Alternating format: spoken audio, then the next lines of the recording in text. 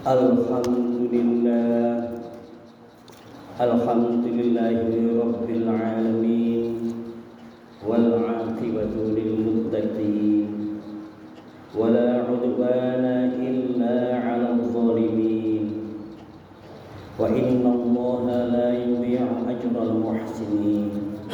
Nahmaduhu subhanahu wa ta'ala hamda 'abdin mu'tarifin bi sidqil yaqin. Ashhadu an la ilaha illallah wahdahu la syarika lahu al-malikul haqqul mubin wa ashhadu anna Muhammadan abduhu wa rasuluh as-sadiqul wa'dil amin. Allahumma salli wa sallim ala sayyidina wa nabiyina Muhammadin wa ala alihi wa sahbihi ajma'in. Salatan wa salaman daimaini mutalazimaini ila yaumiddin. Amma ba'd. Fa ya ayyuhan nas ittaqullaha haqqa tuqatih. Faqad faza man ittaqa wa tawakkalu 'ala Allah. Falaysa illa ma qaddarahu Allah wa amda. Wa tawassalu ila ridha. Famal maqsudu illa ridhahu. Wanzuru fi ni'amid dunya ila man huwa dunakum litashkuru ni'amallahi wa la tanzuru ila man huwa fawqakum fima razaqahu Allahu minad dunya wa a'ta fa innahu yuqi'ukum fil hasadi wal baghdha'i wal adawatil muslimi wa hadha.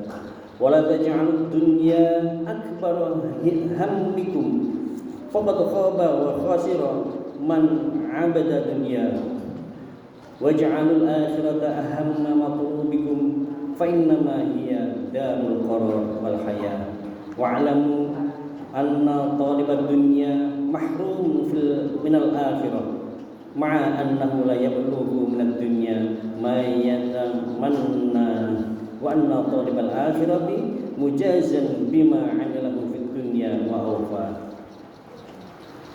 Faqala Allah ta'ala a'udzu billahi minasyaitonir rajim wal tanzur nafsum ma qaddamat lighad. Shadaqallahu a'adzim. Jamaah-jamaah yang dirahmati Allah, selayaknya dan sepantasnya khatib mengajak untuk meningkatkan takwa. Khatib mengajak untuk pribadi khatib khususnya dan umumnya para jamaah yang hadir, bahwa takwa adalah berusaha untuk mentaati, melaksanakan semua perintah-perintah Allah dan berusaha menjauhi semua larangan-larangan Allah sebagaimana yang sudah dicontohkan baginda Rasul Muhammad sallallahu alaihi wasallam. Faqala Allah ta'ala wasta'inu bis-sabri was-shalah fa innaha lakabiratun illa 'alal khashi'in. Faqala Rasulullah innas sholata imaduddin. Sesungguhnya salat itu adalah tiang agama, dan mohonlah pertolongan pada Allah dengan sabar dan salat. Jamaah-jamaah yang dirahmati Allah, sebagai tiang agama adalah salat. Salat tidak bisa kita lepaskan ataupun kita tinggalkan begitu saja, karena itu adalah merupakan salah satu yang harus dikerjakan oleh setiap orang-orang yang mengaku dirinya orang Islam untuk mengerjakan sholat, ibadah sholat. Mungkin sholat selama ini dianggap hanya sebagai ritual, sebagai kewajiban. Namun kalau kita teliti dengan baik, kita teliti dengan lebih mendalam lagi, sholat itu bukan sekedar ritual, bukan sekedar kewajiban, tapi sebenarnya sholat juga bisa menjadi rem ataupun pengingat untuk kehidupan kita sehari-hari. Karena 5 waktu yang sudah ditentukan oleh Allah itu merupakan waktu-waktu yang sangat istimewa, sangat istimewa untuk mengerjakan sholat. Artinya ketika sesibuk apapun kita mengerjakan duniawi, pekerjaan dunia, sebenarnya waktu sholat itu merupakan waktu istirahat, waktu untuk mengendorkan gas kehidupan kita, mengendorkan gas kita, bahkan sebagai rem kita dalam melaksanakan kehidupan sehari-hari. Tidak sedikit orang yang tidak mengetahui solusi ataupun jalan keluar kita ketika menghadapi problematika kehidupan. Orang pusing, orang stres, berpikir lebih dalam lagi, siang malam begitu kencangnya memikirkan sesuatu, hingga ibarat elektro di antara kabel-kabelnya terlalu panas sehingga menjadi putus. Dan itulah orang yang stres.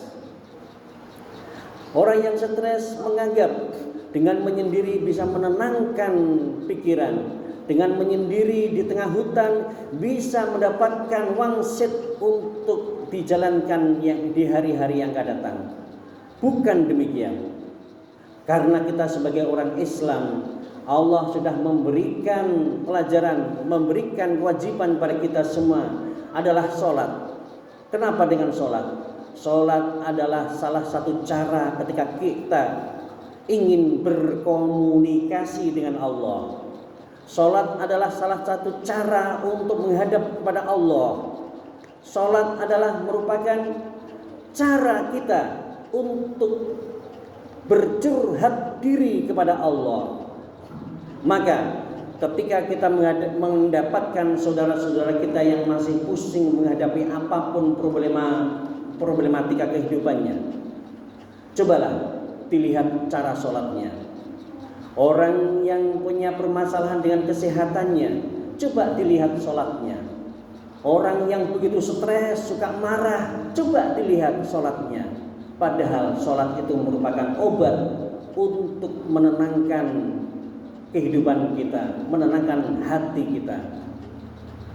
Bisa jadi ketika orang ini punya problem kehidupan, kemudian curhat ke tetangga, ke teman, ke sahabat, ke siapapun, padahal mereka yang sedang kita curhati, mereka pun juga punya problematika, permasalahan kehidupan yang sama.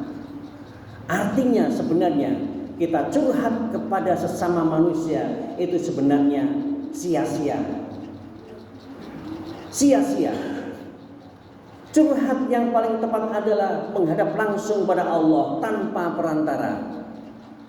Tidak ada perantara, langsung sowan kepada Allah. Ya Allah, hamba-Mu yang lemah ini tidak mampu memikirkan keluarga. Ya Allah, hamba-Mu yang lemah ini tidak mampu mencari ataupun mendapatkan pasangan hidup. Ya Allah, hamba-Mu yang lemah ini tidak mampu untuk menghadirkan keturunan. Yang mampu hanya Engkau, ya Allah. Ya Allah, ketika menghadapi sakit ini, hamba tidak bisa berbuat apa-apa. Yang bisa menyembuhkan hanya Engkau, ya Allah. Artinya, sholat salah satu cara untuk mengendalikan kehidupan kita. Salah satu cara untuk mengerem laju kencangnya kehidupan kita, supaya menjadi rem itu adalah sholat. Maka ini saya sudah mengerjakan sholat 5 waktu, tapi kenapa problematika juga tidak kunjung selesai?